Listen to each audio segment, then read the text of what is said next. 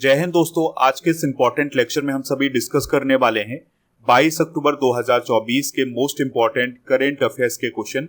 तो आप इस पूरे लेक्चर को बहुत ही ध्यान से लास्ट तक जोड़ देखिएगा। पहला और इम्पोर्टेंट क्वेश्चन आपसे पूछा जा रहा है, कर्मचारी चयन आयोग यानी एसएससी के नए अध्यक्ष कौन बने हैं? आंसर हो जाएगा एस गोपाल कृष्णन। तो स्टाफ सिलेक्शन कमीशन के नए अध्यक्ष बनाए गए हैं एस गोपाल कृष्णन। दोस्तों, उन्होंने राकेश रंजन का स्थान लिया है एसएससी के अध्यक्ष के रूप में। एस गोपाल कृष्णन 1991 बैच के आईएएस ऑफिसर हैं। एसएससी के बारे में आप सभी लोग जानते होंगे, इसे कर्मचारी चयन आयोग या स्टाफ सिलेक्शन कमीशन बोला जाता है और केंद्र सरकार के अधीन ये संस्था आती है। इसका गठन हुआ था 4 नवंबर 1975 को। इसका उद्देश्य होता है ग्रुप सी और ग्रुप बी के पदों के लिए कर्मियों की भर्ती करना, यानी कर्मचारियों की भर्ती करने के लिए ये आयोग बनाया गया है। हाल ही में की गई कुछ महत्वपूर्ण नियुक्तियां डिस्कस कर लेते हैं। तो संजीव खन्ना अभी हाल ही में भारत के नए मुख्य न्यायाधीश बने हैं और यह 51वें नंबर के मुख्य न्यायाधीश बने हैं। Akash Tripathi digital India corporation के एमडी और सीईओ बनाए गए हैं। विक्रम देवदत्त कोयला मंत्रालय के सचिव, बी उमा शंकर सड़क परिवहन मंत्रालय के सचिव, तन्मय कुमार पर्यावरण मंत्रालय के सचिव, सुब्रत गुप्ता खाद्य प्रसंस्करण मंत्रालय के सचिव, पुनीत कुमार गोयल राष्ट्रीय अनुसूचित जनजाति आयोग के सचिव बने हैं। दोस्तों, राष्ट्रीय अनुसूचित जनजाति आयोग का गठन कब हुआ था? 2004 में। इस बात को आप याद रखिएगा। और इसके अभी हाल ही में अध्यक्ष बने थे अंतर सिंह आर्य। सुरेंद्र बागड़े बने हैं राष्ट्रीय अनुशासन केंद्र के डायरेक्टर। तो ये सारी नियुक्तियां आप नोट कर लें। आप इस पूरे लेक्चर को बहुत ही ध्यान से लास्ट तक देखिएगा। लास्ट में आपसे क्वेश्चन पूछा जाएगा जिसका आंसर आपको कमेंट बॉक्स में बताना है। दोस्तों, अगर आप चैनल पर पहली बार आए हैं और अगर आप हमें सपोर्ट करना चाहते हैं तो चैनल को सब्सक्राइब कर लें, बेल आइकन भी दबा लें जिससे आपको समय पर सबसे पहले नोटिफिकेशन मिल सकेगा। सितंबर 2024 के करेंट अफेयर्स की ई बुक के लिए आप स्टडी करके ऐप को डाउनलोड कर लें। इसका लिंक डिस्क्रिप्शन बॉक्स में दिया गया है। तो वहां से जब आप ई बुक वाले सेक्शन पर जाएंगे तो आपको ये ई बुक मिल जाएगी।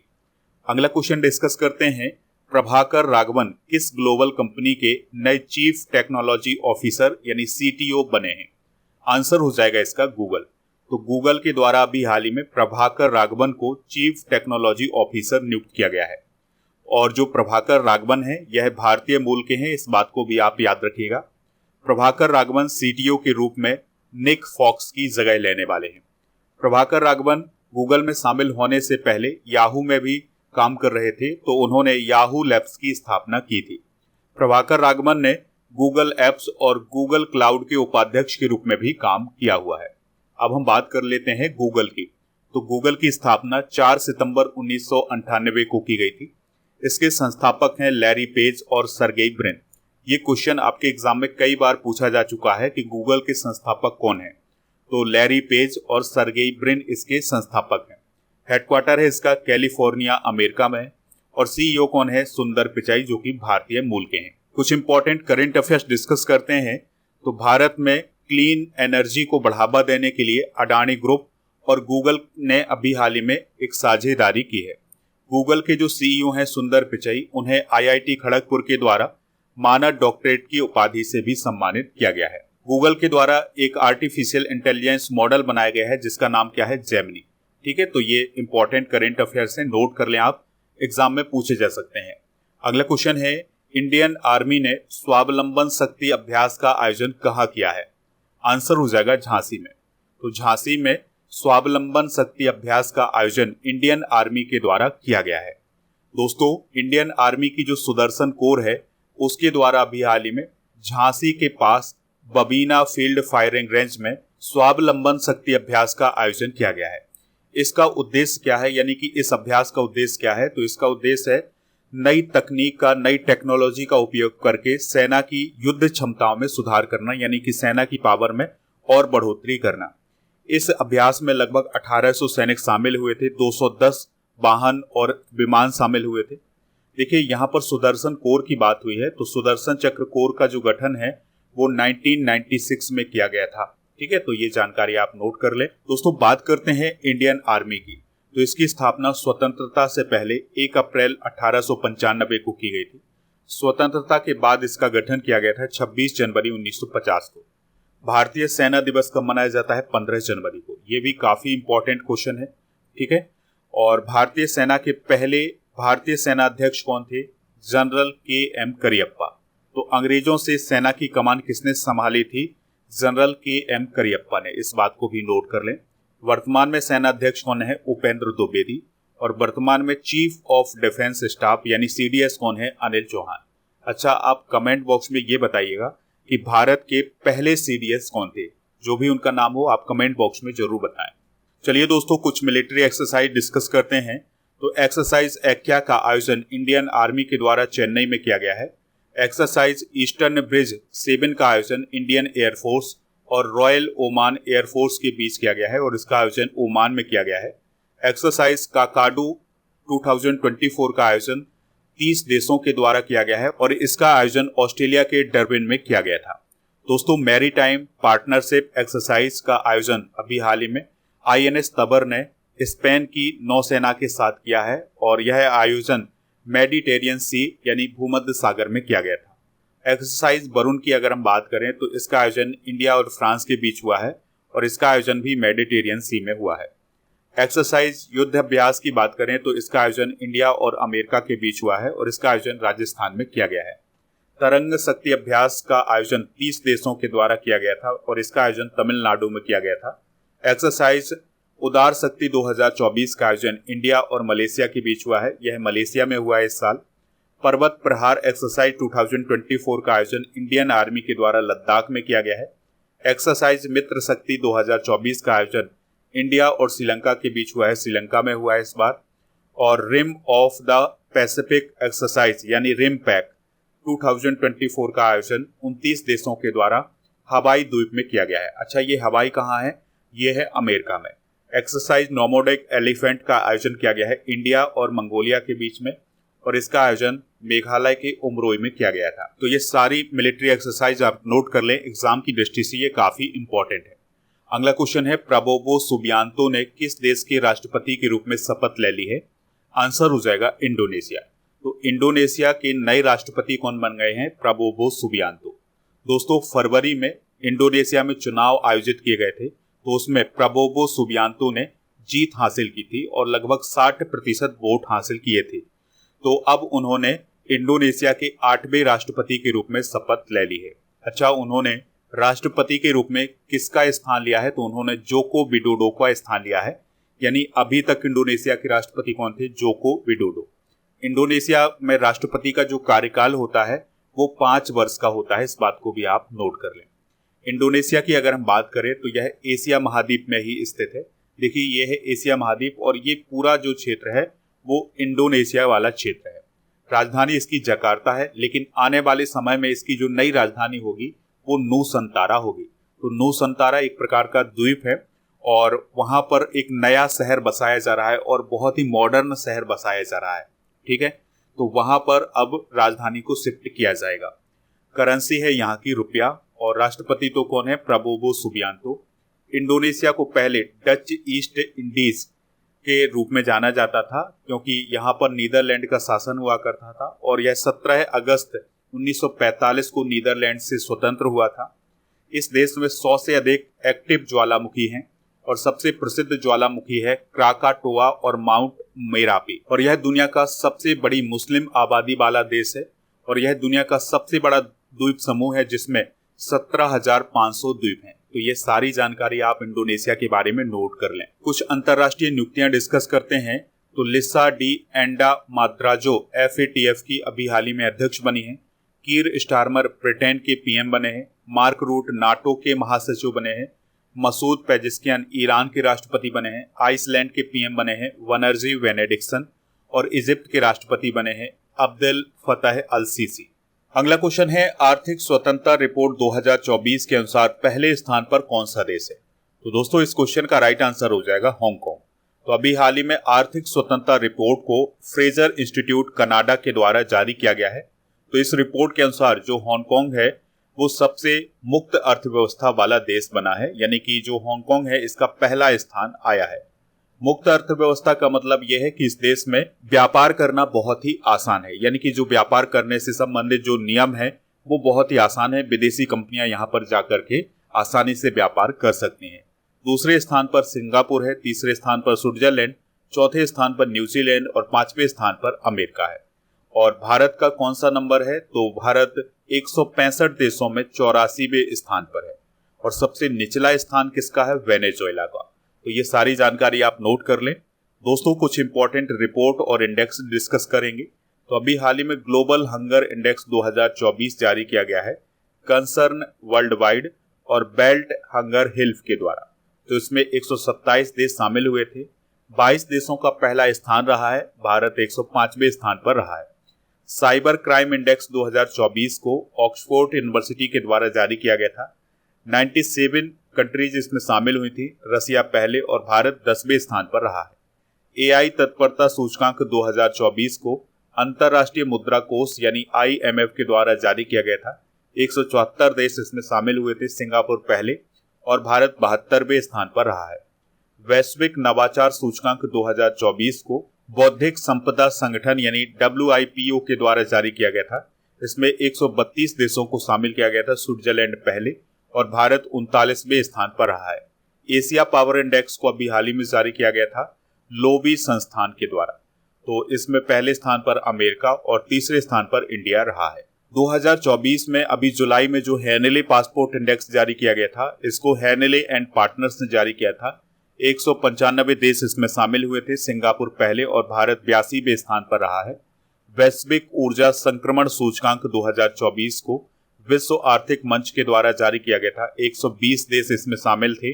स्वीडन पहले और इंडिया 63वें स्थान पर रहा है।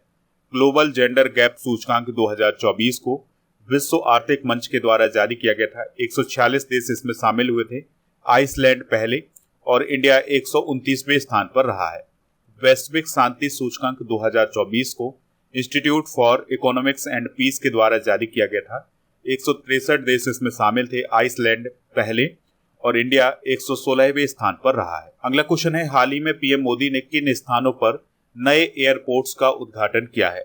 आंसर हो जाएगा इसका सहारनपुर, रीवा, अंबिकापुर। तो इस क्वेश्चन का राइट आंसर हो जाएगा उपरोक्त सभी, यानी इन 3 स्थानों पर अभी हाल ही में नए एयरपोर्ट्स का उद्घाटन किया गया है। तो पीएम मोदी ने 5 राज्यों के 7 एयरपोर्ट से रिलेटेड 6100 करोड़ रुपए के अलग अलग प्रोजेक्ट का उद्घाटन अभी हाल ही में किया है। तो उत्तर प्रदेश के सहारनपुर, मध्य प्रदेश के रीवा और छत्तीसगढ़ के अंबिकापुर में नए एयरपोर्ट का उद्घाटन किया है। ठीक है, तो यहाँ पर नए एयरपोर्ट बनाए गए हैं। और वाराणसी में जो लाल बहादुर शास्त्री इंटरनेशनल एयरपोर्ट है, उसके रनवे के विस्तार को मंजूरी दे दी है। इसके अलावा जो उसका टर्मिनल भवन है, उसकी आधारशिला भी उन्होंने रखी है। अगला क्वेश्चन है, नसीम अल बहर नौसैनिक अभ्यास का आयोजन भारत और ओमान के बीच कहाँ हुआ है? तो इसका आयोजन हुआ है गोवा में। तो दोस्तों, 13 से 18 अक्टूबर 2024 तक भारत और ओमान के बीच नसीम अल बहर नौसैनिक अभ्यास का आयोजन गोवा के तट पर किया गया है। ठीक है, तो कौन सा अभ्यास है? नसीम अल बहर नौसैनिक अभ्यास। तो ये गोवा के तट पर आयोजित किया गया है। इसमें भारत की तरफ से INS त्रिकंद और डोर्नियर समुद्री गश्ती विमान ने हिस्सा लिया था। नसीम अल बहर नौसैनिक अभ्यास 1993 में शुरू किया गया था और इसका उद्देश्य भारत और ओमान के बीच जो समुद्री और सांस्कृतिक संबंध हैं उनको मजबूत करना। दोस्तों, ओमान एक खाड़ी का देश है और यह पश्चिम एशिया में स्थित है। इसकी सीमा सऊदी अरब, UAE और यमन से लगती है। सुल्तान है हैतम बिन तारिक। और भारत और ओमान के बीच कौन कौन से अभ्यास होते हैं? अल नजाह, नसीम अल बहर और ईस्टर्न ब्रिज। ठीक है, तो ये युद्ध अभ्यास भारत और ओमान के बीच होते हैं। नेक्स्ट क्वेश्चन है, भारतीय चैम्बर ऑफ कॉमर्स यानी इंडियन चैम्बर ऑफ कॉमर्स के अध्यक्ष यानी प्रेसिडेंट कौन बने हैं? आंसर हो जाएगा अभ्युदय जिंदल। तो अभ्युदय जिंदल को अभी हाल ही में इंडियन चैम्बर्स ऑफ कॉमर्स का अध्यक्ष या प्रेसिडेंट बनाया गया है। अभ्युदय जिंदल वर्तमान में जिंदल स्टेनलेस के MD हैं। दोस्तों, बात करते हैं भारतीय चैम्बर ऑफ कॉमर्स की यानी ICC की। तो यह भारत का सबसे पुराना बिजनेस यूनियन है। इसकी स्थापना 1925 में की गई थी। हेडक्वार्टर इसका कोलकाता में है और इसका लक्ष्य है भारत को 2047 तक $35 ट्रिलियन अमेरिकी डॉलर की अर्थव्यवस्था बनाना। आर्थिक वाणिज्यिक संस्थानों और संगठनों के प्रमुख डिस्कस करते हैं तो फिक्की की महासचिव हैं ज्योति बिज, फिक्की के अध्यक्ष हैं डॉक्टर अनीस शाह, एसोचैम के अध्यक्ष हैं संजय नायर और भारतीय उद्योग परिसंघ के अध्यक्ष हैं संजीव पुरी और इफ्को के अध्यक्ष हैं दिलीप संघानी, नेस्कॉम की अध्यक्ष हैं सिंधु गंगाधरन, बॉम्बे स्टॉक एक्सचेंज के सीईओ हैं सुंदर राममूर्ति और नेशनल स्टॉक एक्सचेंज के अध्यक्ष हैं गिरीश चंद्र चतुर्वेदी। अगला क्वेश्चन है पाकिस्तान के कॉन्स्टिट्यूशन में कौन सा अमेंडमेंट करने के लिए विधेयक पारित किया गया है? आंसर हो जाएगा 26वां। तो पाकिस्तान के कॉन्स्टिट्यूशन में 26वां अमेंडमेंट होने वाला है, तो इसके लिए अभी हाल ही में वहां पर एक विधेयक पारित किया गया है, यानी कि वहां की संसद में विधेयक पारित किया गया है। तो शहबाज शरीफ की सरकार ने ये विधेयक लाया था, तो अब वहां पर संविधान संशोधन हो जाएगा। दोस्तों, संविधान संशोधन किस बात के लिए किया जा रहा है? तो पाकिस्तान के जो मुख्य न्यायाधीश होते हैं उनके कार्यकाल को निश्चित करने के लिए ये संविधान संशोधन किया जा रहा है। तो अब वहां के मुख्य न्यायाधीश का कार्यकाल 3 साल का होगा।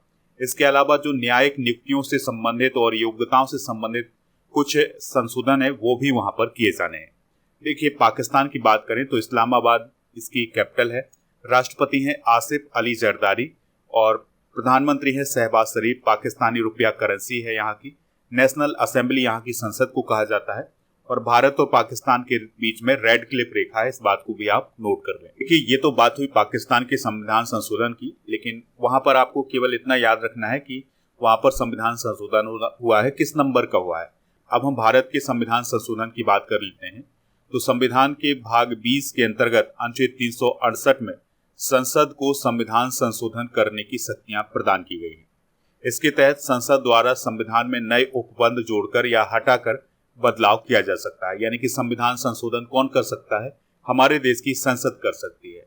संविधान संशोधन की प्रक्रिया को साउथ अफ्रीका से लिया गया है, इस बात को आप जरूर नोट करें। दोस्तों, कुछ प्रमुख संविधान संशोधन डिस्कस करते हैं। जैसे 100वां संविधान संशोधन 2015 में हुआ था और ये भारत बांग्लादेश के बीच भूमि समझौता था। 101वां संविधान संशोधन 2017 में हुआ था, ये जीएसटी से संबंधित था।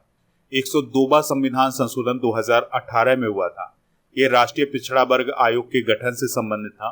103वां संविधान संशोधन 2019 में हुआ था, इसमें ईडब्ल्यूएस के लिए 10% आरक्षण की व्यवस्था की गई थी। 105वां संविधान संशोधन 2021 में हुआ था, यह राज्यों को सामाजिक और शैक्षणिक रूप से पिछड़े वर्ग की पहचान करने और सूची बनाने के अधिकार से संबंधित था। और 106वां संविधान संशोधन 2023 में हुआ था, जिसमें लोकसभा, विधानसभा और दिल्ली की विधानसभा में महिलाओं को 33% आरक्षण प्रदान किया गया था। अगला क्वेश्चन है पुलिस स्मृति दिवस कब मनाया जाता है? तो 21 अक्टूबर को हर साल पुलिस स्मृति दिवस मनाया जाता है। तो पुलिस कर्मियों की शहादत को सम्मानित करने के लिए यह दिवस मनाया जाता है। दोस्तों, 21 अक्टूबर 1959 को भारत और चाइना के बीच में एक छोटी सी झड़प हुई थी, जिसमें कुछ पुलिस कर्मी शहीद हो गए थे। तो उन्हीं के सम्मान में यह दिवस मनाया जाता है 21 अक्टूबर को। अक्टूबर माह के प्रमुख दिवस डिस्कस करते हैं। तो विश्व शाकाहारी दिवस 1 अक्टूबर को, अहिंसा दिवस 2 अक्टूबर को, विश्व पशु दिवस 4 अक्टूबर, विश्व शिक्षक दिवस 5 अक्टूबर, विश्व कपास दिवस 7 अक्टूबर, भारतीय वायुसेना दिवस 8 अक्टूबर, विश्व डाक दिवस 9 अक्टूबर, अंतर्राष्ट्रीय बालिका दिवस 11 अक्टूबर और विश्व दृष्टि दिवस 12 अक्टूबर को मनाया जाता है। तो ये इंपॉर्टेंट डे हैं, इन्हें आप नोट कर लें। अगला क्वेश्चन है मानवतावादी पुरस्कार 2024 किसे प्रदान किया गया है? तो अभी हाल ही में मोहन जी को मानवतावादी पुरस्कार 2024 प्रदान किया गया है। दोस्तों, जो मोहन जी हैं यह एक आध्यात्मिक लीडर हैं, तो उन्हें अभी हाल ही में दक्षिण अफ्रीका के जोहान्सबर्ग में यह सम्मान प्रदान किया गया है। नेक्स्ट क्वेश्चन है आस्क अवर एक्सपर्ट सीरीज केंद्र सरकार के किस मंत्रालय ने शुरू की है? आंसर हो जाएगा ministry of electronics and information technology ने। तो सरकारी योजनाओं को नागरिकों से सीधे जोड़ने के लिए इस सीरीज को शुरू किया गया है। दोस्तों, अब हम कल के करंट अफेयर्स को एक बार रिवाइज करेंगे, फिर जनरल नॉलेज के पिटारे को भी डिस्कस करेंगे। तो कल का पहला क्वेश्चन था राष्ट्रीय महिला आयोग का अध्यक्ष किसे बनाया गया है? विजया राहाटकर को। वीमेंस T20 वर्ल्ड कप 2024 किसने जीता है? न्यूजीलैंड। रोसिटा मिलेसी को 2024 का नानसेन शरणार्थी पुरस्कार प्रदान किया गया है, उनका रिलेशन किस देश से है? ब्राजील। 50वां अंतर्राष्ट्रीय गोल करने वाली पहली भारतीय महिला कौन बनी है? बाला देवी। आईआईटी मद्रास के द्वारा कहाँ वैश्विक अनुसंधान केंद्र शुरू किया जाएगा? दुबई में। जनजातीय कला प्रदर्शनी silent conversation from margin to the centre का दूसरा संस्करण कहाँ आयोजित किया गया था? नई दिल्ली। किस देश ने भारतीयों के लिए नई वीजा ऑन अराइवल नीति शुरू की है? यूएई। ब्रिक्स शिखर सम्मेलन 2024 में भाग लेने के लिए पीएम मोदी किस देश जाएंगे? रसिया। और अजय सिंह किस राज्य के नए डीजीपी बने हैं? Jharkhand. Light house tourism conclave 2024 कहाँ आयोजित हुआ है? पुरी, ओडिशा में। सागर कवच तटीय सुरक्षा अभ्यास का आयोजन कहाँ किया गया है? गुजरात में। और 9000 टेस्ट रन बनाने वाले भारतीय बल्लेबाज कौन बने हैं? विराट कोहली। यहाँ पर दोस्तों गुजरात और दमन और द्वीप कर लेना। आज के जनरल नॉलेज के पिटारे में हम भारत के टाइगर रिजर्व डिस्कस करने वाले हैं। तो रानीपुर टाइगर रिजर्व उत्तर प्रदेश में है। मानस, नामेरी, काजीरंगा और ओरंग टाइगर रिजर्व ये असम में है। नामदफा, पक्के और कमलांग ये अरुणाचल प्रदेश में है। और नागार्जुन सागर, श्रीशैलम ये आंध्र प्रदेश में है। वाल्मीकि बिहार में। इंद्रावती, अचानक मार्ग और उदंती सीता नदी ये छत्तीसगढ़ में है। इसके अलावा गुरु घासीदास ये भी छत्तीसगढ़ में है। पलामू झारखंड में। दम्पा मिजोरम में। रणथंबोर, सरिस्का, मुकुंदरा हिल्स ये राजस्थान में है। और रामगढ़ बिस्धारी ये भी राजस्थान में है। तो ये टाइगर रिजर्व आप नोट कर ले दोस्तों। अब हम रिवाइज करते हैं सितंबर 2024 के करंट अफेयर्स को। तो जगत गुरु संत तुकाराम महाराज के नाम पर किस एयरपोर्ट का नाम रखा जाएगा? पुणे एयरपोर्ट। हरनी अमरसोरिया किस देश की पीएम बनी है? श्रीलंका। भारत की नई एयरलाइन कौन सी है जिसे विमानन मंत्रालय से मंजूरी मिली है? संघ एयर। गैर संचारी रोगों के नियंत्रण की सफलता के लिए संयुक्त राष्ट्र अंतर एजेंसी टास्क फोर्स पुरस्कार किसे प्रदान किया गया है? आईसीएमआर को। अमेरिका के किस शहर में भारतीय वाणिज्य दूतावास खोला जाएगा? बोस्टन, लॉस एंजल्स में। 25वें आईफा अवार्ड समारोह 2025 का आयोजन किस शहर में किया जाएगा? जयपुर। ओलेग कोनोनेंको और निकोलाई चूब ने अंतरराष्ट्रीय अंतरिक्ष स्टेशन पर कितने दिनों तक रहकर सबसे लंबे समय तक वहां पर रहने का रिकॉर्ड बनाया है? 374 दिनों तक। 10वें राष्ट्रमंडल संसदीय संघ भारत क्षेत्र सम्मेलन का आयोजन कहाँ किया गया था? नई दिल्ली में। भारत का पहला CO2 से मेथेनॉल पायलट प्लांट कहाँ स्थापित किया जाएगा? पुणे में। दोस्तों कल के करंट अफेयर्स में आपसे पूछा गया था कि राष्ट्रीय महिला आयोग की पहली अध्यक्ष कौन थी? तो वो थी जयंती पटनायक। तो लगभग सभी लोगों ने इसका आंसर जयंती पटनायक बताया हुआ है। दोस्तों आप स्टडी करके ऐप को डाउनलोड कर लें। इसका लिंक डिस्क्रिप्शन बॉक्स में दिया गया है। यहाँ पर आपको टेस्ट पास मिलेगा जिसमें 3000 से अधिक टेस्ट हैं और इस टेस्ट की वैलिडिटी है 1 वर्ष की। तो आप टेस्ट पास का यूज कर सकते हैं। अब आपके लिए क्वेश्चन है जिसका आंसर आपको कमेंट बॉक्स में बताना है। गूगल की स्थापना कब हुई थी? जो भी इसका राइट आंसर हो कमेंट बॉक्स में जरूर बताएं। ऐप पर आपको जनवरी से सितंबर 2024 तक के करंट अफेयर्स की ई बुक मिल जाएगी, हिंदी इंग्लिश दोनों मीडियम में। और डेली करंट अफेयर्स का टेस्ट मिल जाएगा अगर आप टेस्ट सीरीज वाले ऑप्शन पर जाएंगे। इसके अलावा मॉक टेस्ट भी आपको मिल जाएगा जो कि एग्जाम के लिए काफी इंपॉर्टेंट है। ई बुक वाले सेक्शन पर आपको करंट अफेयर्स की ई बुक के अलावा जीके की ई बुक मिल जाएगी। तो इनको भी आप यहाँ से प्राप्त कर सकते हैं। पीडीएफ के लिए आप हमारे टेलीग्राम चैनल को ज्वाइन कर लें। टेलीग्राम चैनल का नाम है स्टडी कर ऑफिशियल। स्टडी कर के व्हाट्सएप चैनल और इंस्टाग्राम पेज को फॉलो कर लें। इन सभी का लिंक डिस्क्रिप्शन बॉक्स में दिया गया है।